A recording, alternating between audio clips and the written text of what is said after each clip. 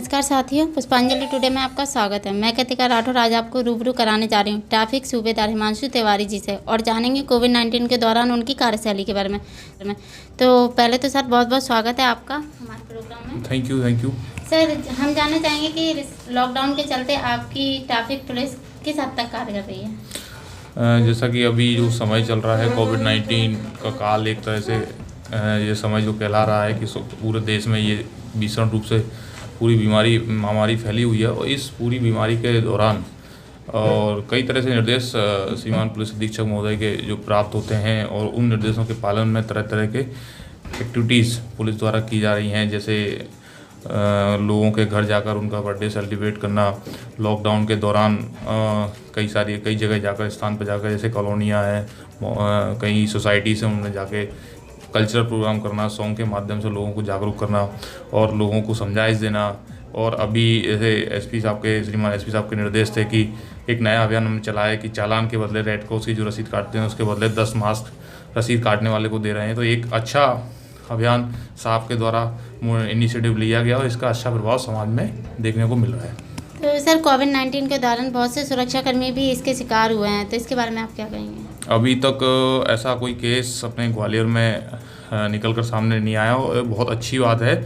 और एसपी साहब का जैसे निर्देश हैं और साथ में उनके पुलिस विभाग के कर्मचारियों की सुरक्षा के दृष्टिगत भी कई तरह के निर्देश प्राप्त हुए हैं और लगातार वो मॉनिटरिंग करते हैं। कहीं किसी को कोई अगर ज़रा भी कोई परेशानी आती है उसको तत्काल ध्यान रखा जाता है और सारी सुविधाओं के जो मास्क है, सैनिटाइज़र है, हैंड ग्लव्स हैं, सारी चीज़ें समय समय पर और रूटीन में प्रोवाइड कराई जा रही हैं। और इसलिए अभी तक ऐसा केस ग्वालियर पुलिस में कहीं कर्मचारी को देखने में नहीं मिला है और उम्मीद आशा करता हूं कि आगे भी इस तरह का केस बिल्कुल कोई निकल कर सामने ना आए तो बहुत अच्छा है।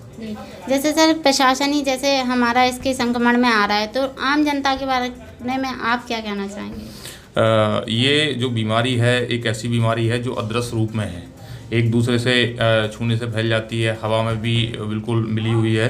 तो कभी पता नहीं लगता कि आप कहाँ किस जगह किस चीज़ को टच कर रहे हैं और बीमारी आपके रूप अंदर संक्रमित हो रही है। तो मैं आपके माध्यम से ये आम जनता से कहना चाहता हूँ कि आपको ज़्यादा से ज़्यादा घर पर रहना है और अनावश्यक घर से बाहर नहीं निकलना है। घर पर भी रहकर समय समय पर सैनिटाइजर यूज़ करना है, ग्लव्स, मास्क, बिल्कुल जैसे डिस्पोजेबल मास्क हैं उनको यूज़ करने के बाद तुरंत उनको डस्टबिन में डिस्ट्रॉय करना है। ऐसा भी नहीं है कि आपने मास्क किया और जगह रख दिया फिर दूसरे के हाथ में अगर लग गया तो बीमारी फैलने के चांसेस ज़्यादा रहते हैं। तो लोगों को ज़्यादा से ज़्यादा जो नियम शासन द्वारा निर्देश प्रसारित किए जा रहे हैं उनका पालन करना है। सर, जैसे सरकार द्वारा लॉकडाउन दिन पर दिन बढ़ता जा रहा है और मरीजों की भी संख्या कम नहीं हो रही है और हमारा कार्यस्तर भी घटता जा रहा है, तो इसके बारे में आप क्या कहेंगे। बारिश जो शासन द्वारा जो निर्देश लॉकडाउन को लेकर जो लीक किए जा रहे हैं समय समय पर, वो इसलिए किए जा रहे हैं क्योंकि ये वायरस तेज़ी से फैल रहा है और इसका एक ही उपाय है कि लोगों को ज़्यादा से ज़्यादा घरों में रहें और जो सेफ डिस्टेंस है उसको फॉलो करेंगे तो अभी इससे उपाय और इससे लड़ा जा सकता है। जो बीमारी है विकराल रूप ना ले, इसलिए शासन द्वारा ये निर्देश दिए जा रहे हैं और ये लॉकडाउन समय समय पर बढ़ाया जा रहा है। आवश्यकता अनुरूप प्रशासन द्वारा ढील भी दी जा रही है और समय समय पर दुकानों को खोलने का टाइम भी निश्चित किया जा रहा है। तो प्रशासन जो है वो दोनों का ध्यान रख रहा है कि बीमारी भी ना बढ़े और लोगों को परेशानी भी ना हो।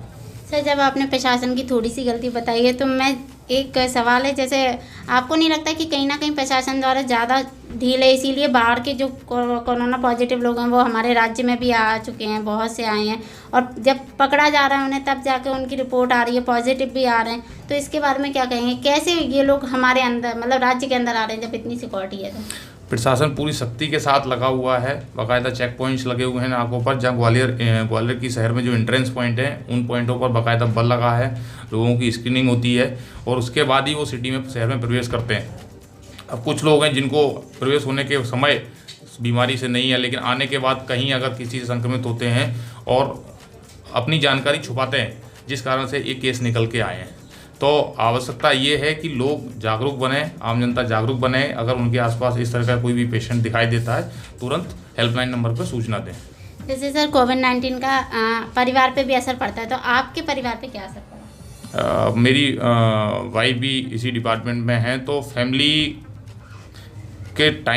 को जो समय है वो भी ऑफिस टाइम पे रहती हैं, ज़्यादा सावधानियाँ व्यतीत करनी पड़ रही हैं और सावधानियाँ अपनानी पड़ रही हैं कि जब भी घर से बाहर निकलते हैं और घर के बाहर घर में अंदर जाते हैं तो बाहरी गेट पर हाथ पैर धोते हैं और अपने कपड़ों को सैनिटाइज़र से यूज़ करके उनको हैंड सैनिटाइज करते हैं। तो ये ड्यूटी के दौरान, क्योंकि हमारा कार्य जो है वो जनता की सुरक्षा करना है और जनता के लिए हमेशा उपस्थित रहना है, तो सबसे ज़्यादा सावधानी हमको स्वयं बरतनी है। अगर हम अच्छे रहेंगे, सुरक्षित रहेंगे तो लोगों की सुरक्षा ज़्यादा अच्छे तरीके से कर पाएंगे। जी सर, जैसे कोविड-19 के दौरान आप जनता प्रशासन को क्या संदेश देना चाहेंगे?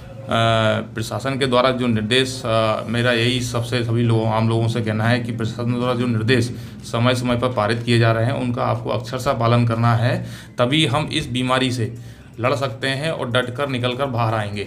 आप लोग प्रशासन के साथ कंधे से कंधा मिलाकर खड़े रहेंगे तो निश्चित रूप से हम ये जो समय है इसको जीत पाएंगे और आगे वापस अपनी नॉर्मल ज़िंदगी जी पाएंगे। जैसा कि हिमांशु तिवारी जी ने बताया कि अगर हम प्रशासन के सारे नियमों का पालन करेंगे तो जल्दी इस बीमारी से बाहर निकल आएंगे। तो मेरा भी यही कहना है, घर में रहें, सुरक्षित रहें। धन्यवाद।